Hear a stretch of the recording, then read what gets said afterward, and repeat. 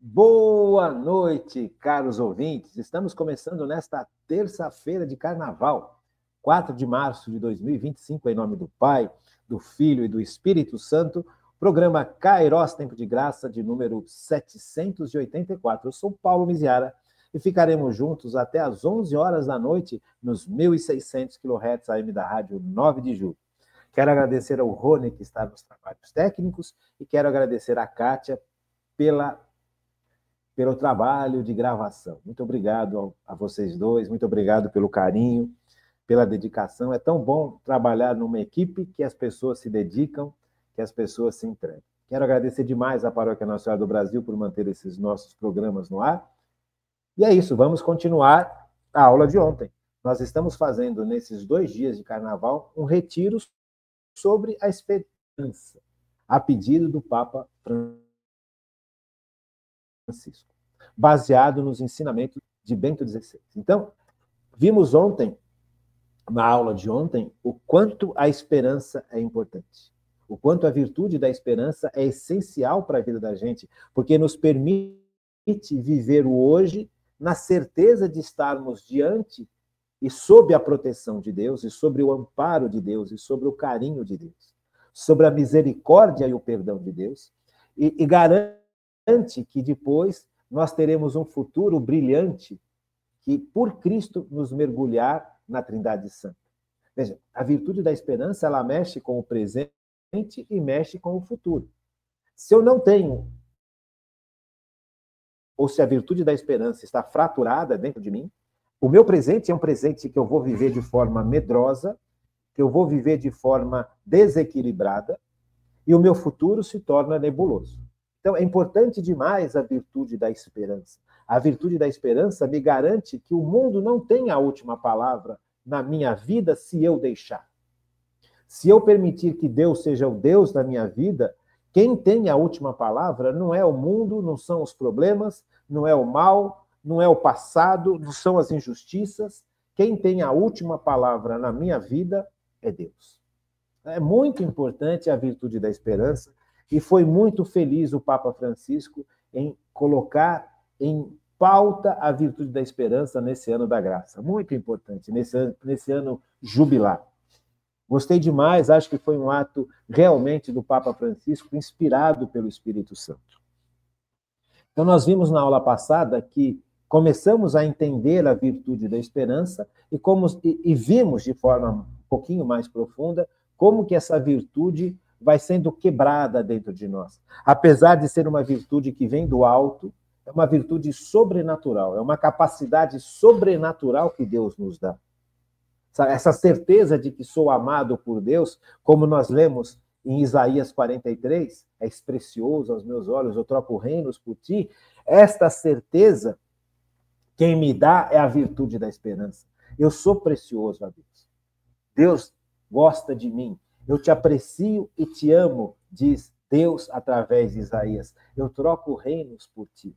Então, isso precisa ser para nós uma condição básica de vida. Não é só o que está escrito, não é porque está escrito na Bíblia que vai ficar lá escrito. Isso precisa ser certeza na minha vida. E quem dá essa certeza de que sou amado, querido e protegido por Deus, especial para Deus, é a virtude da esperança. Porque nós estamos habituados ao nosso fracasso, ao nosso mal, aos nossos erros, e nós achamos que Deus é que nem o ser humano, que nos julga, que nos rotula, que nos coloca para baixo porque não chegamos aonde deveríamos chegar. Deus não é uma empresa. Deus é Deus. Deus é amor. Deus continua amando, Deus continua aceitando, Deus continua perdoando, Deus continua refazendo a humanidade na medida em que a humanidade se coloca na presença de Deus. Se eu acho que eu não preciso de Deus para nada, eu estou me colocando numa situação dificílima, porque na realidade eu preciso de Deus para tudo.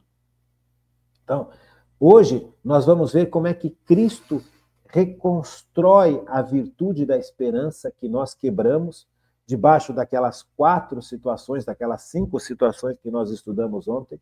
Se você não viu a aula de ontem, por favor, reveja ou veja porque a aula de ontem é importante para a gente entender a aula de hoje. Eu não vou trazer tudo de novo, não vou explicar tudo de novo, porque já temos aula. Já está gravada e basta você ouvir a aula para você entender melhor essa aula de hoje. Tá bem? Tá ok? Então, veja, nós começamos a estudar o que é realmente a virtude da esperança, que não é um otimismo tolo, que não é um pensamento positivo, que não é eu me colocar diante das situações da vida como se eu fosse um campeão. Isso não é virtude da esperança. Virtude da esperança é você se colocar de verdade quem você é. Eu sou uma criatura fragilizado pelo pecado, mesmo assim Deus me sustenta.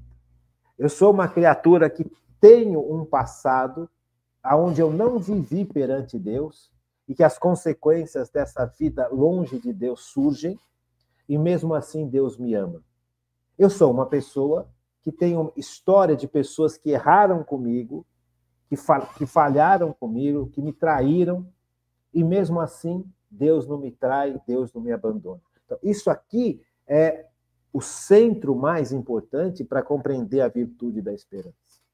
Porque a virtude da esperança é a certeza de que sou instrumento de Deus, que sou cuidado por Deus, que sou precioso aos olhos de Deus. E nós não temos essa noção, porque nós não somos preciosos aos nossos olhos. Aqui é o grande problema da virtude da esperança, sabe? Porque nós nos julgamos como o mundo nos julga. Eu me julgo mal porque o mundo me julga mal. E eu associo esse julgamento mal a Deus. Deus não me julga mal. Muito pelo contrário, Deus me ama. A ponto de se fazer homem e morrer numa cruz para me libertar de todos esses problemas. Veja, então a virtude da esperança, ela é extremamente importante na nossa vida. Porque ela garante que a gente viva um presente equilibrado, um presente aonde nós colocamos em prática o que é mais importante na vida do ser humano, que é conhecer a Deus, amar a Deus e obedecer a Deus. Sem a virtude da fé e sem a virtude da esperança e sem a virtude da caridade, eu não consigo viver o que é mais importante para mim. O mais importante para mim não é fazer sucesso, não é ser conhecido, não é ter todo o dinheiro do mundo, não é ser aclamado. O importante na minha vida e na sua vida é conhecer Deus. Não tem nada mais importante nesta vida e na outra do que conhecer e obedecer e amar a Deus.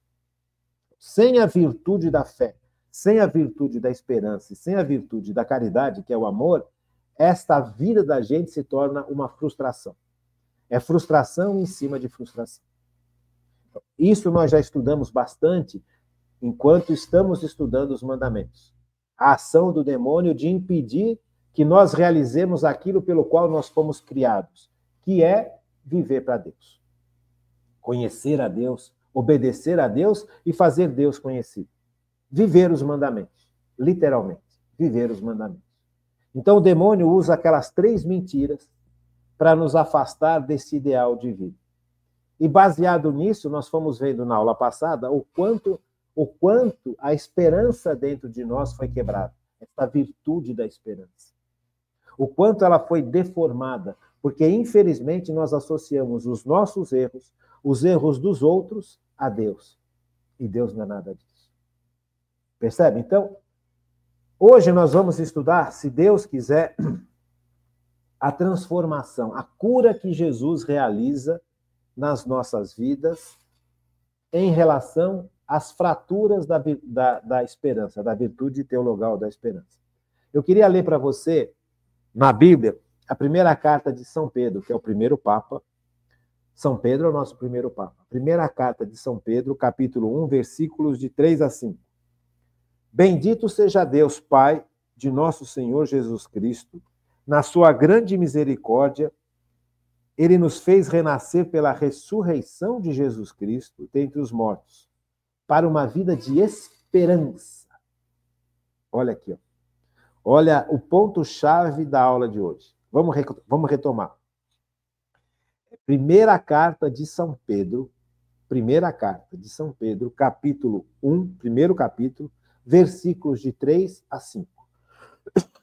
O primeiro Papa, Pedro, está agradecendo a Deus, está louvando a Deus por causa disso. Que é o que nós vamos ler agora. Bendito seja Deus, diz o primeiro Papa, Pai de nosso Senhor Jesus Cristo, na sua grande misericórdia, ou seja, na grande misericórdia do Pai, ele nos fez renascer em Cristo. Nós em Cristo fomos batizados, recebemos uma vida nova. Não é uma vida que é para ser vivida sem esperança. Você percebe? Porque essa vida nova é uma vida para esperança. Veja, na sua grande misericórdia, ele nos fez renascer pela ressurreição de Jesus Cristo dentre os mortos para uma viva esperança. Nós ressuscitamos com Cristo para viver na esperança. E aí você percebe a gravidade que é viver com a esperança destruída dentro de nós. Porque a ressurreição de Jesus nos dá uma vida nova. Exatamente, nós já estudamos. O que o sacramento do batismo faz conosco? Ele nos dá uma vida nova. Nós morremos para o homem velho, para aquele homem que está no pecado, para aquela mulher que está no pecado, para aquela mulher e para aquele homem que vive uma vida de tristeza, de amargura, de rompimento com Deus, de distância com Deus, de pecado. Vive uma vida seca, uma vida sem esperança, sem alegria. Veja, a ressurreição de Jesus nos resgata disso. Em Jesus, nós morremos para essa vida de falta de esperança. Porque Jesus é quem, através do Espírito Santo, é o Espírito Santo que nos dá a virtude da esperança e nos dá a capacidade de viver a virtude da esperança na nossa vida. Nós nascemos para viver na esperança, uma esperança viva, que nem fala o primeiro Papa, São Pedro. Deu para entender? Então, é Jesus quem vai restaurar isso em nós. Não somos nós. Ontem nós vimos como isso se fratura dentro de nós. Hoje nós vamos ver como Jesus resgata, como Jesus cura, como Jesus reativa a esperança nas nossas vidas. Isso é muito bonito, isso é muito legal, isso vai cair de uma forma muito importante nos nossos corações. Ainda mais nesses dias de carnaval, onde a gente vê o absurdo dos absurdos acontecerem, o pecado sendo vivido de forma brutalíssima no país inteiro, o pecado sendo endeusado, sendo celebrado, sendo festejado, e as pessoas correndo atrás do pecado como se fosse uma coisa legal e bacana. Veja, a destruição que o pecado causa no ser humano. São Pedro avisa, muito claro, olha, na sua grande misericórdia, o Pai nos fez renascer pela ressurreição de Jesus Cristo diante dos mortos. Nós estávamos mortos. O pecado mata. O pecado mata. Para uma viva esperança e para uma herança incorruptível. Jesus nos resgata para uma viva esperança, para uma vida nova, uma viva esperança e uma herança incorruptível. Veja, está aqui a virtude da esperança esclarecida perfeitamente. Porque é uma vida nova, é uma vida que Deus me dá, é uma vida em que, baseado na fé, eu reconheço que eu sou querido, amado, protegido e filho de Deus. Filho e filha. Você percebe? Aqui é a virtude da esperança. E essa virtude da esperança, ela não só me garante que eu sou filho ou filha de Deus, porque ressuscitei com Cristo no meu batismo, e no meu batismo eu recebi a filiação de Cristo, a filiação do Pai através de Cristo. E isso é real, isso é mais real que a nossa vida natural. Recebi do Pai a filiação. Eu sou filho de Deus em Cristo, pelos méritos de Cristo. Então eu tenho uma vida nova, uma vida aonde deve ser vivida baseada na esperança. O que é a esperança? É a certeza de saber que eu sou amado, querido, que eu sou um instrumento nas mãos de Deus e que Deus cuida de cada instrumento. Que esse instrumento que sou eu e que é você é um instrumento querido e especial nas mãos de Deus. E Deus cuida, mas cuida de cada detalhe das nossas vidas. Nós vamos ver isso hoje na palavra de Deus, seguir cada um desses detalhes. Mas não para só aí. Além disso, a virtude da esperança me garante que eu sou herdeiro de Deus. Você percebe? O aqui e o futuro. Está aqui, ó, 1 de Pedro. Jesus me dá uma vida nova no meu batismo. Não é a vida do pecado, não é a vida da tristeza, não é a vida da dúvida, não é a vida do medo, não é a vida da insegurança, não é a vida dos erros que os outros cometeram comigo, não. É a vida onde a esperança reina. A virtude da esperança reina. Não é mais a tristeza que reina, não é mais o pecado que reina. É a virtude da esperança que reina.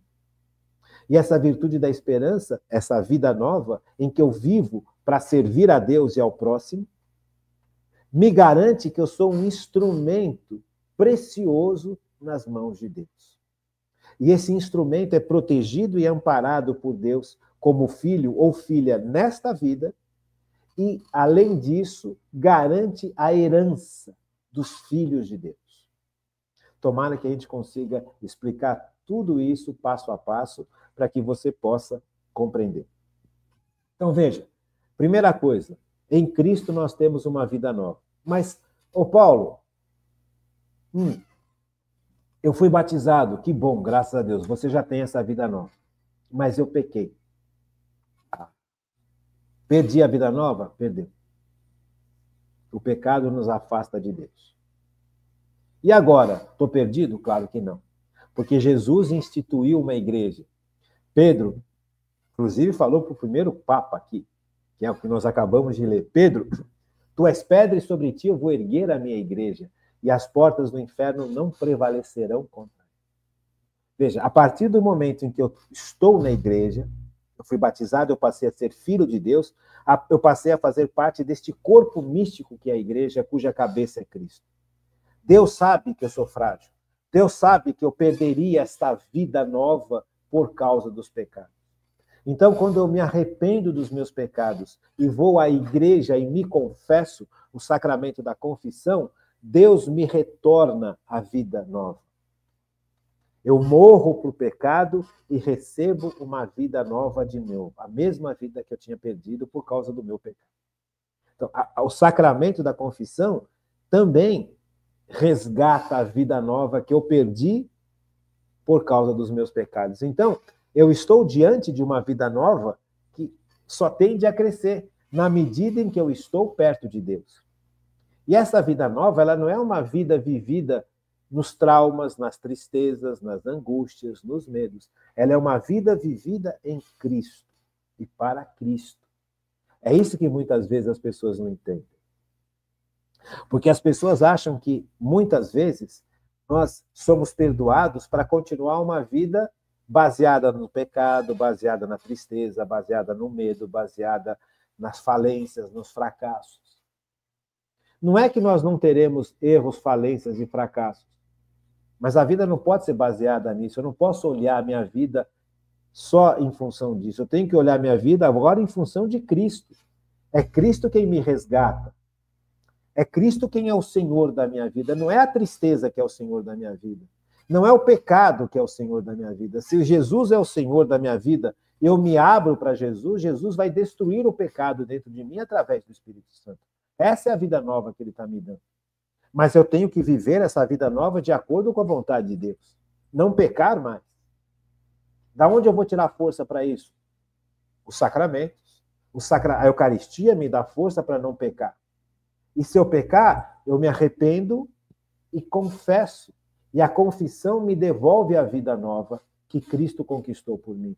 Por isso eu preciso viver em função da igreja e na igreja. E viver servindo, não sendo servido. Aqui é o ponto. Por que nós perdemos também o sentido da esperança na vida da gente? Porque a gente vive para a gente. A gente não vive para servir. A gente não descobriu a vida nova que Deus nos deu no nosso batismo. Nós vivemos a vida antiga, mesmo tendo a vida nova na nossa existência. Por isso é importante a evangelização, por isso é importante o estudo. Essa vida nova, ela exige de mim algo. Exige que eu tenha uma vida de entrega a Deus, uma vida de entrega ao próximo. Aí eu sou o instrumento de Deus. Veja, a vida nova exige que eu seja um instrumento de Deus, nas mãos de Deus. Que Deus me leve para onde Ele quer que eu vá e faça o que Ele quer que eu faça. Não é o que eu quero. Não é o que eu sonho, não é o que eu... Não, é o que Deus quer. Quando eu me coloco nas mãos de Deus como instrumento, eu estou vivendo a vida que Deus quer que eu viva. E aí Deus assumiu a condição de ser o Senhor da minha existência. Vida nova é isso. Sabe, muita gente quer viver uma vida velha sob a proteção de Deus. Não dá certo. Muita gente quer viver no pecado sob a proteção de Deus. Não dá certo. Porque eu não estou sendo instrumento nas mãos de Deus. Eu estou sendo tentador. Eu fui criado para obedecer a Deus. Eu fui criado para conhecer a Deus. E quando eu me recuso a viver a vida que Deus quer que eu viva, eu caí na primeira mentira. Eu vou ser feliz se eu desobedecer a Deus. É a primeira grande mentira. Então, veja, o primeiro passo dessa vida nova que Jesus conquistou por mim e para mim, é realmente ser instrumento nas mãos de Deus. Vamos pegar Atos 9:15. Vai falar sobre São Paulo. Veja, São Paulo, nesse trecho aqui dos Atos dos Apóstolos, vamos colocar lá nos Atos para ficar bem claro. Atos 17, 12, Atos 9, de 15 em diante. Deixa eu resumir aqui para você, porque para não vai dar tempo de ler tudo, porque senão a gente não consegue fechar o pacote aqui da esperança, de como Jesus restaura a esperança na vida da gente. Então, Atos 9 vai mostrar a conversão de São Paulo. São Paulo foi até a Síria, até Damasco, para buscar os judeus que haviam, na cabeça dele, Paulo, traído o judaísmo. E se esses judeus e judias não renegassem este caminho novo que eles optaram, que é o caminho de Cristo, Paulo tinha a liberdade de matá-los ou de trazê-los presos para Jerusalém. Então, esse é o contexto desse Atos dos Apóstolos aqui, capítulo 9. Então, aqui nós estamos diante de Paulo, que era um homem extremamente inteligente, extremamente capaz, um judeu que conhecia a lei de forma impecável, mas ele estava movido pelo ódio. Percebe? Ele estava vivendo uma vida de pecado gravíssimo. Ele que achava que era o centro do mundo. Ele que achava que era a luz das nações, Paulo estava vivendo uma vida de ódio puro, demônio puro, demoníaco puramente.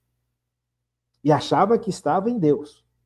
Até que ele tem um contato com Cristo, ele tem uma experiência com Cristo e percebe o tamanho do pecado dele. E percebe o tamanho, porque Cristo, o amor de Cristo mostra para a gente o tamanho do nosso pecado. Só que não mostra para nos destruir, nos mostra para nos livrar do pecado. Porque para a gente se livrar do pecado, eu preciso querer me livrar do pecado.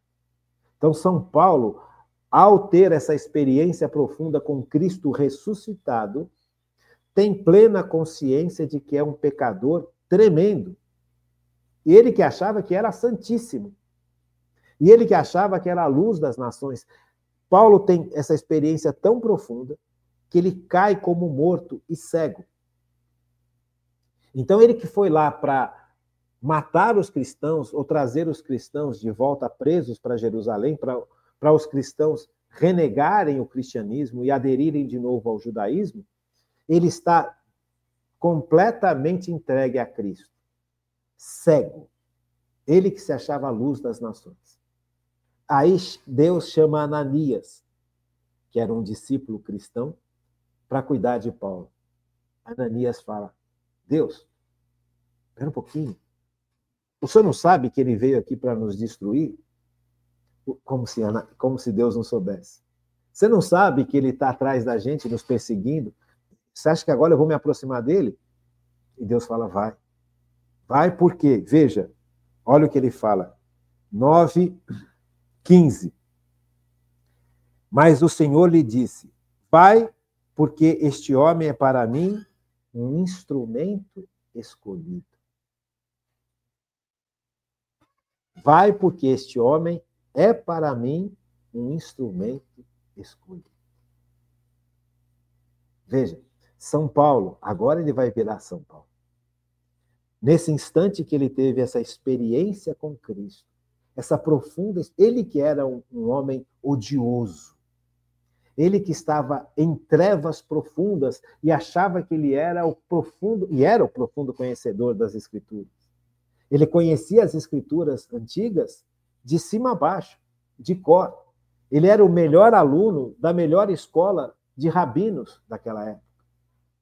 Sabe? Ele realmente era muito inteligente, ele realmente era muito capaz, ele tinha realmente uma sede de conhecer a verdade, mas ele estava completamente iludido, completamente envolvido, sabe, em paixões. Ele odiava de morte. Já expliquei para vocês por que ele odiava de morte. Porque os judeus daquela época achavam que a salvação só viria para os judeus, só viria o Messias salvar a humanidade, se todos os judeus se convertessem e obedecessem todas as leis. Era a única forma de serem salvos. Então, quando o povo começou a seguir Jesus, Paulo ficou insano. Veja, esse homem vai afastar Israel da salvação. Então ele achava que ele poderia matar todos os cristãos. E ele estaria fazendo um bem para Israel. Veja a que ponto chega o ódio, a que ponto chega a pessoa que está envolta no pecado, não enxerga um palmo na frente. Até a hora que Jesus se faz presente na vida de São Paulo. E aí Paulo vai reconhecer o seu pecado. E reconhecendo o seu pecado, ele cai morto e cego. E Jesus dá uma vida nova a Paulo. As pessoas morriam de medo de Paulo, mas Deus não. Deus sabia que Paulo era um grande instrumento para a obra de Deus através do poder do Espírito Santo. Você também é um grande instrumento, como eu também sou. Mas por que eu sou um grande instrumento? Eu não faço nada. Sabe por que nós somos instrumentos na mão de Deus? Porque primeiro nós aceitamos Deus e reconhecemos o nosso pecado. E aceitamos Deus. Nos colocamos nas mãos de Cristo. E Cristo agora é quem vai dirigir a vida da gente. Não sou mais eu. É o Espírito Santo quem vai me dirigir agora. Por isso que eu posso viver da esperança. Porque eu me descubro instrumento de Deus. Por que instrumento? Porque só eu posso ir aonde eu vou. Veja, você que está me escutando, que você também é um instrumento, que você foi batizado, porque você foi aprendendo a se colocar nas mãos de Deus, que você foi aprendendo a se colocar como servo de Jesus, não como servo das suas paixões, não como servo dos seus entendimentos humanos, mas como servo da palavra, da sã doutrina. Você pensa, eu concordo com isso, não concordo com aquilo. Quem somos nós para isso? Se é Jesus quem ensina a sã doutrina, a minha única opção é obedecer com amor, porque é o melhor para mim. O melhor para mim e o melhor para a humanidade. Então eu sou instrumento porque eu me coloquei sob o senhorio de Jesus. Esse é o primeiro passo. Assim como Paulo. Paulo se rende a Jesus. Quando ele cai cego e morto, quase morto, Ele se rende a Jesus, ele se rendeu a Jesus. Ele abriu mão da visão de mundo dele, ele abriu mão da visão de religião dele. E ele passou a entender a visão da verdadeira religião, porque a religião é religar-se a Deus, e só Cristo pode nos religar a Deus. E Cristo morreu numa cruz para nos resgatar, para tirar das mãos do demônio e colocar nas mãos do Pai. Então eu pertenço a Cristo, e eu vivo para Cristo, eu não vivo mais pelos meus desejos. Você percebe? Aí eu sou instrumento nas mãos de Deus. E eu posso ir aonde você não pode. E você pode ir onde eu não posso. Por isso que nós somos instrumentos escolhidos por Deus. Instrumentos escolhidos. Você e eu somos escolhidos por Deus. Sabe, você vai falar, mas o que eu posso fazer? O que eu não posso. Eu posso estar aqui na rádio, posso estar na internet, mas eu não posso estar no teu lugar de trabalho. Eu não posso estar no clube que você frequenta. Eu não posso estar na sua faculdade, eu não posso estar na sua escola, eu não posso estar jogando bola na rua com seus amigos, quando se jogava bola na rua com os amigos, né? Só você que pode. Por isso que você é instrumento nas mãos de Deus, porque você é capaz de fazer aquilo que eu não sou capaz de fazer. Deus me mostrou que eu tenho facilidade de ensinar. Ótimo, eu estou ensinando. Mas eu não consigo atingir todo mundo. Você consegue atingir pessoas que eu não consigo. Por isso que eu sempre falo para vocês, me ajude a evangelizar.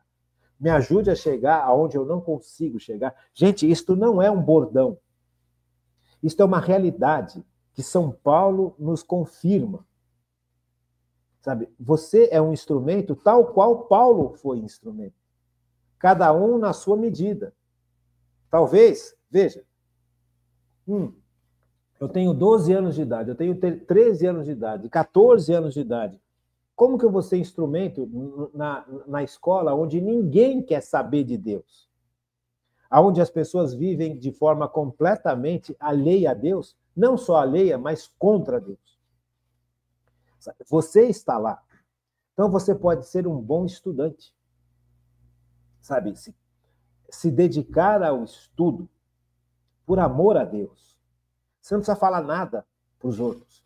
Mas se você começa a viver bem o seu estudo, a ser um menino dedicado, um menino centrado na sua obrigação por amor a Deus, eu preciso aprender por amor a Deus, para ajudar o próximo, para ter conhecimento adequado para ajudar o próximo.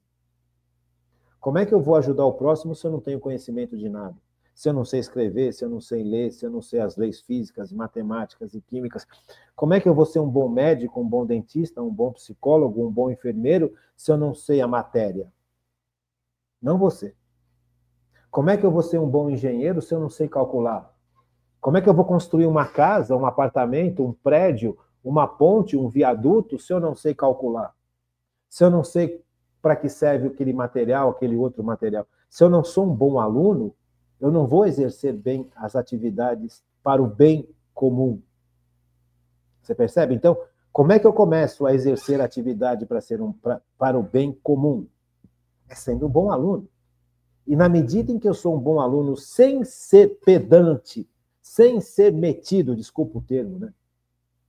Sem ser orgulhoso, me sentindo melhor que os outros, mas na humildade, isso chama a atenção do coração. O teu exemplo chama a atenção no coração das pessoas que estão distantes de Deus. E aí você já está sendo instrumento.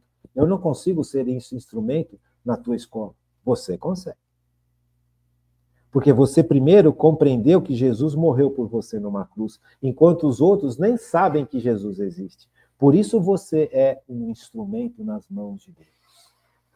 Você entende? Compreendeu por que é isso? Segunda de Timóteo, é o próprio São Paulo falando a Timóteo. Segunda carta de Timóteo, capítulo 1, versículo 12.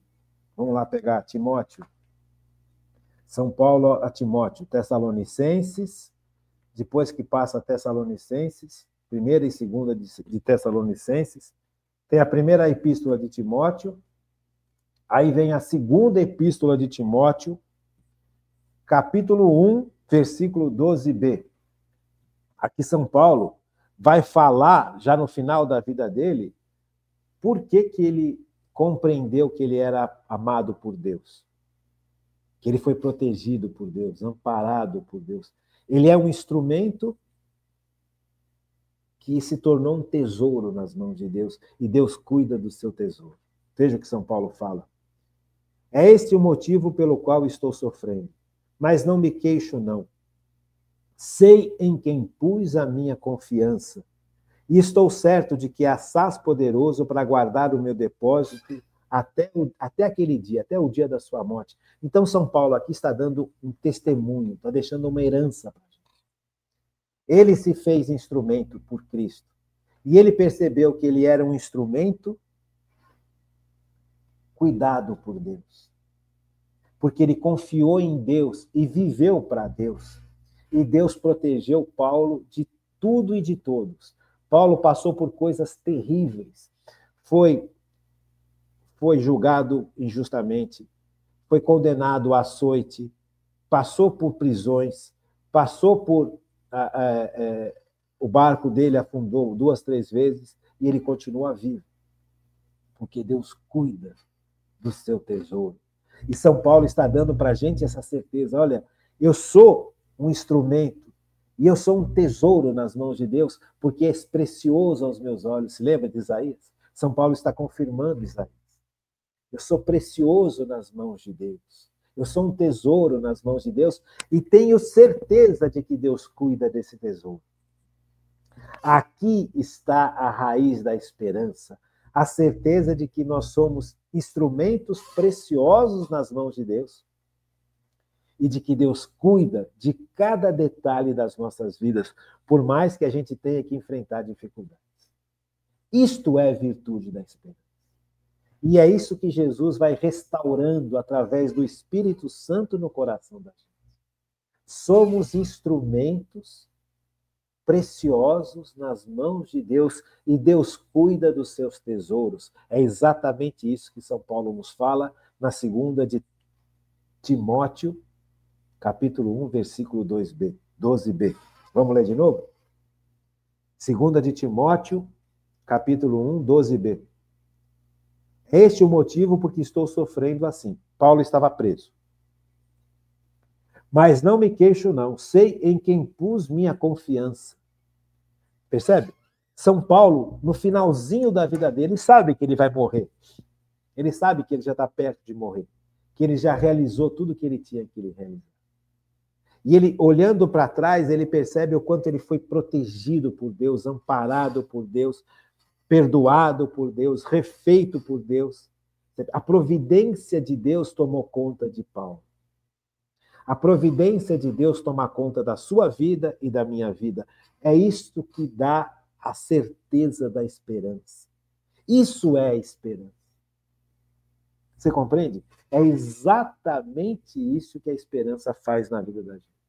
É a mesma certeza que São Paulo tem. Eu fui cuidado por Deus. Deus não me desamparou.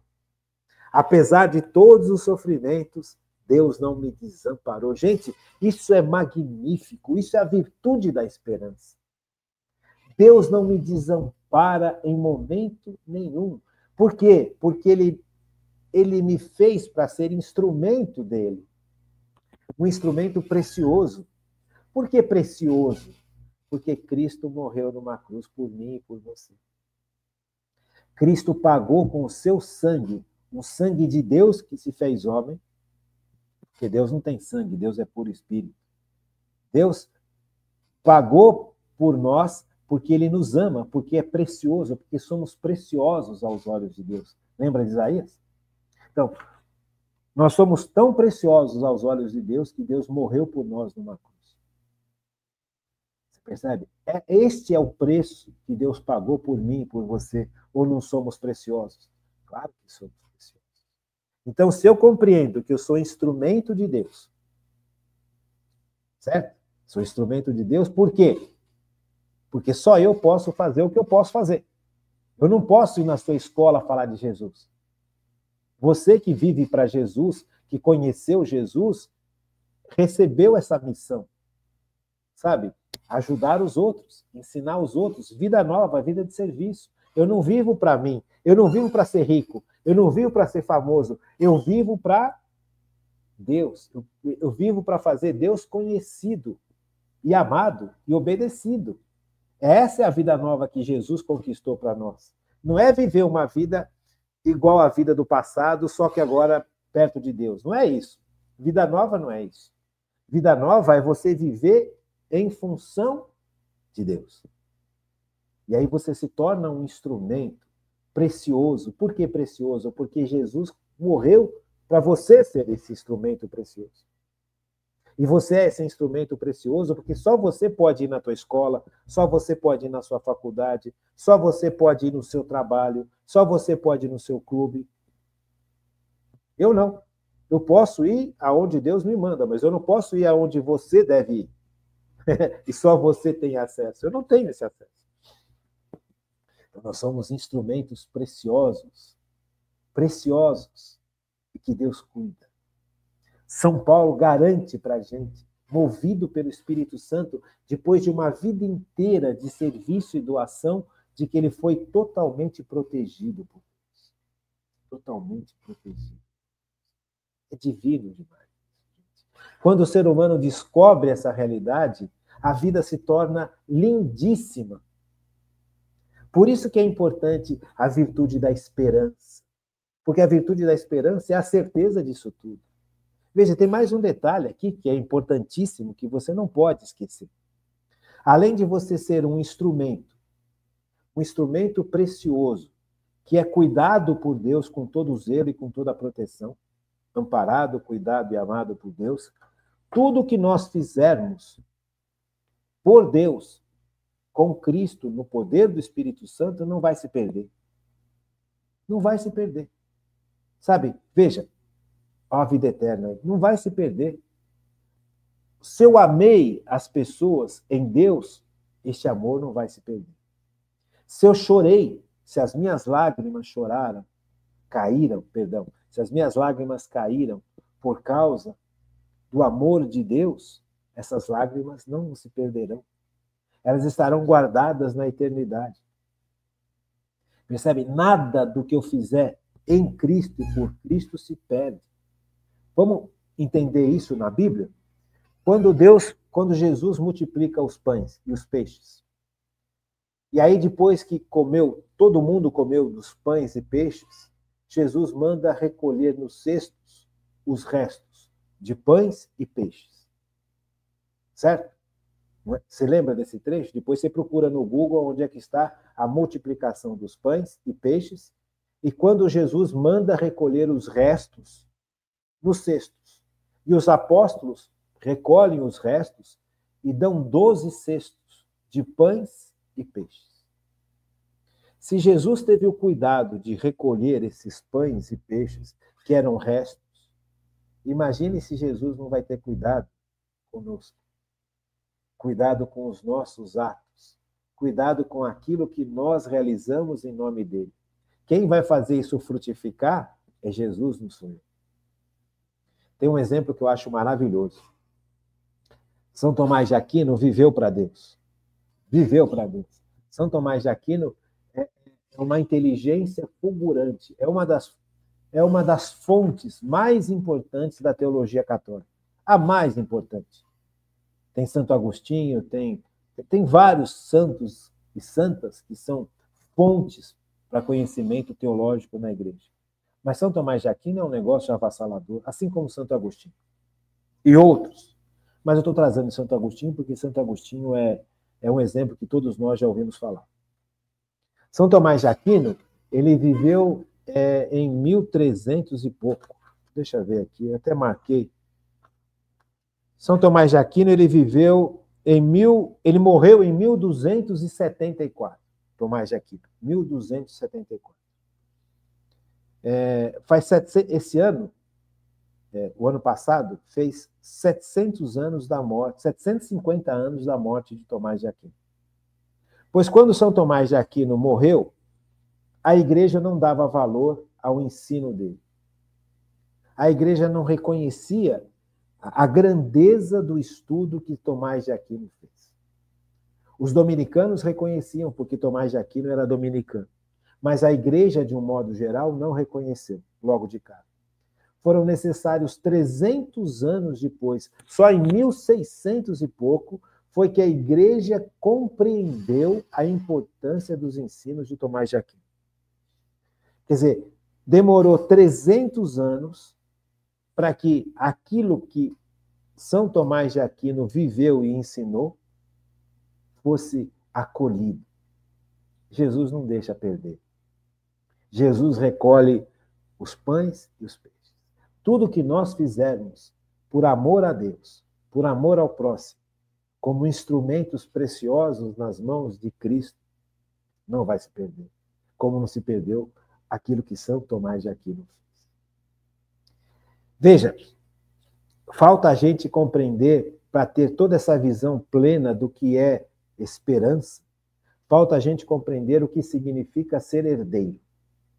Veja, no Israel antigo, aquelas casas antigas onde o povo de Israel morava, viviam as famílias, né?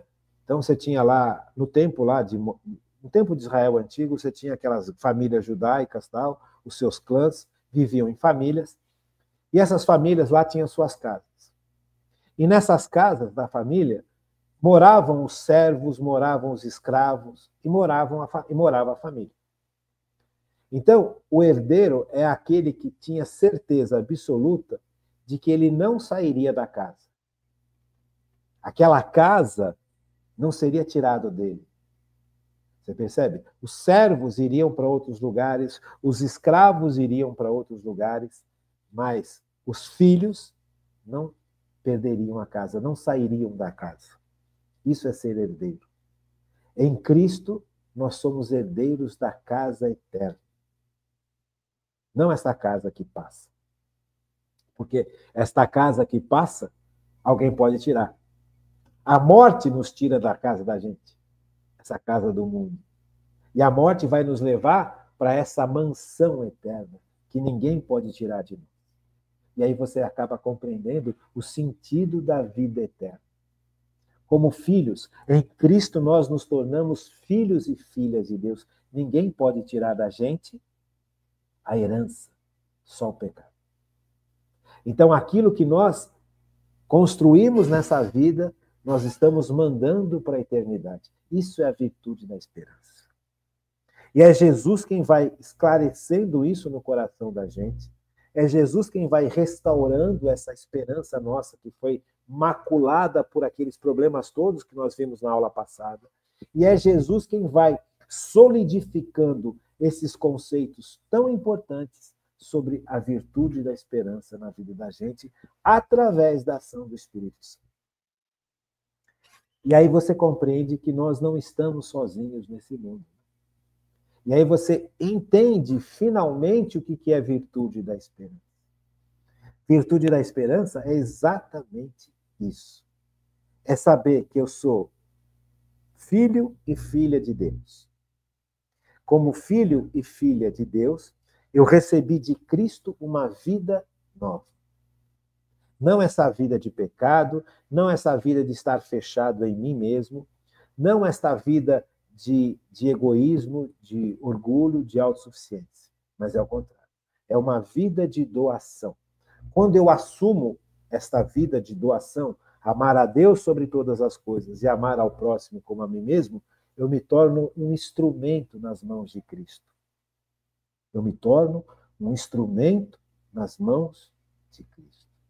Porque só eu posso ir aonde eu posso ir. Eu não posso ir no seu lugar. Por isso eu sou um instrumento.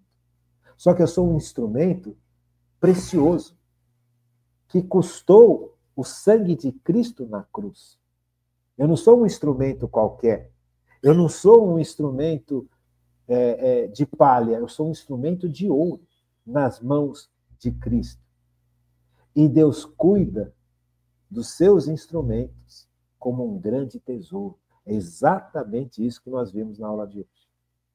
Então, nós podemos viver neste mundo e devemos viver nesse mundo mergulhados nessa certeza de que sou um instrumento resgatado por Cristo, nas mãos de Cristo, precioso porque Cristo pagou um preço altíssimo para me ter, sabe? E que sou cuidado de uma forma excepcional em cada detalhe da minha existência por Deus Pai, como Paulo percebeu, como Paulo descobriu e como Paulo nos ensina. Então, eu sou um instrumento precioso e protegido por Deus Pai. E que, vivendo assim neste mundo, eu vou ter a herança do filho e da filha. A casa, eu estarei na casa para sempre. Isso chama-se virtude da esperança. Deu para compreender, né? Deu para compreender o quanto isso é importante.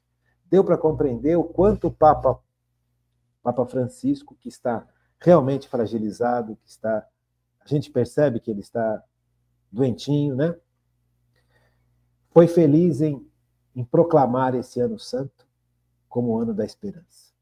Então eu queria realmente agradecer a Deus por essa atitude tão linda do Papa Francisco. Eu queria agradecer a Deus por todo o conhecimento que nós recebemos agora, que vem dos ensinamentos do Papa Bento XVI.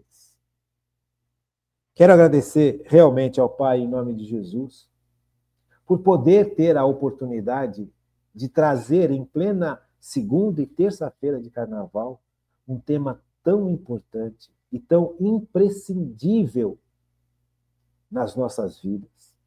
Isso realmente é uma glória, sabe? Enquanto eu vejo um monte de pessoas que eu gosto, um monte de pessoas que eu prezo, se afastando de Deus, caindo na farra, infelizmente.